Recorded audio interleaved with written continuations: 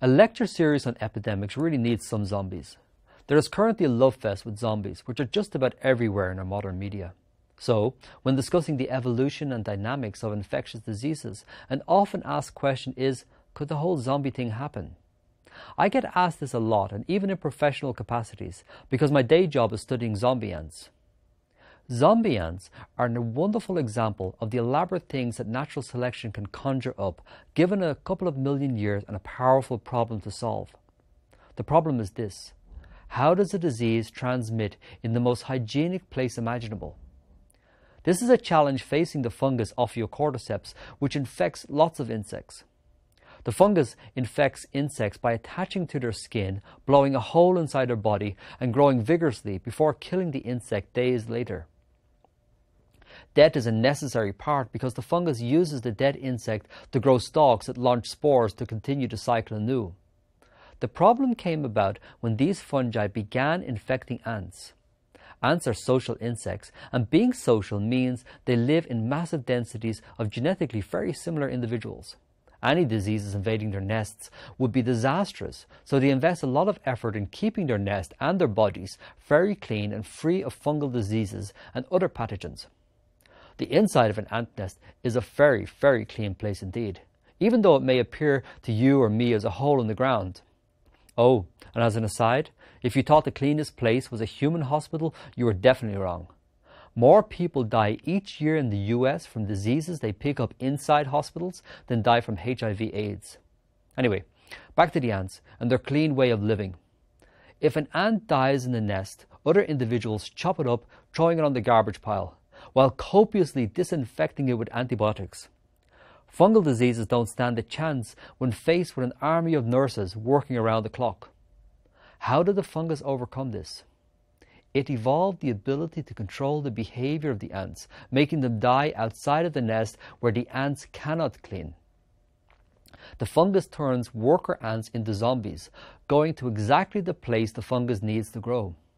In the most extreme example, this little microbe manages to control the central nervous system of an animal, making it bite into the veins of leaves in a tropical rainforest at midday before killing the hapless ant to grow a massive stalk out of its head.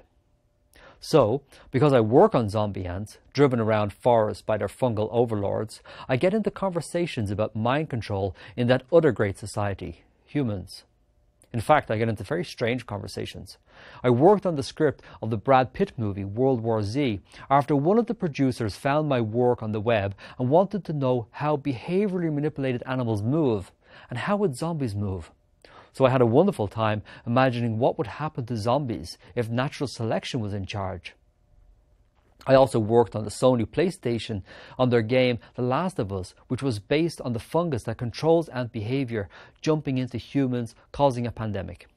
There my job was to show how parasite jumping is a very common feature, and 60% of our diseases jump into us from the animals we live with and eat.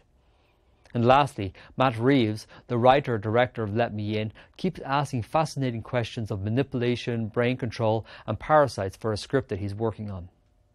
So, can humans be manipulated? Would the whole zombie thing happen?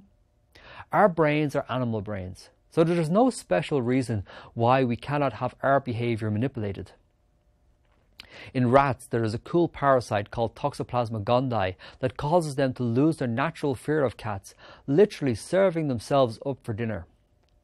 This cat-eating rat business is exactly what the parasite wants, since it must infect cats as part of its life cycle. Since we humans live with cats, we get their diseases, and the Toxoplasma parasite is in the brains of many people, where it modulates neurotransmitter levels, increasing our neuroticism, chance of accidents, schizophrenia, and even suicide. None of which is helpful to the parasite, but still, it changes your behavior. A classical example of mind control is the rabies virus that increases aggression and foaming at the mouth for many mammals, including us. It is transmitted by biting, but our teeth are too hopeless for that.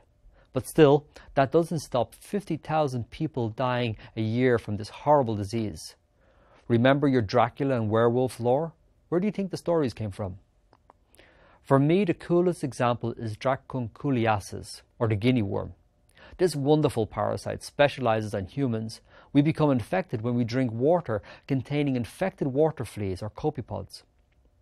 The parasite breaks out of that host and enters our bodies to squirm around for a year before finding our lower legs, where it induces an enormous level of pain. Dracunculiasis is Latin for plagued by many devils. And what do you do when your foot feels it is on fire with a blistering pain? Of course, you go to the water, where the parasite releases its offspring to start the infectious cycle again. On the slim chance you don't share my appreciation of this cool parasite that controls human behavior, you'll be gladdened to hear that it is almost extinct following a Herculean effort by the former US President Jimmy Carter. Parasites do control the behavior of animals, do turn their hosts into zombies. Although we do not see the fanciful creations of Hollywood played out in human disease, you can, with a bit of natural history and some enjoyable field work, find real zombies in the natural world.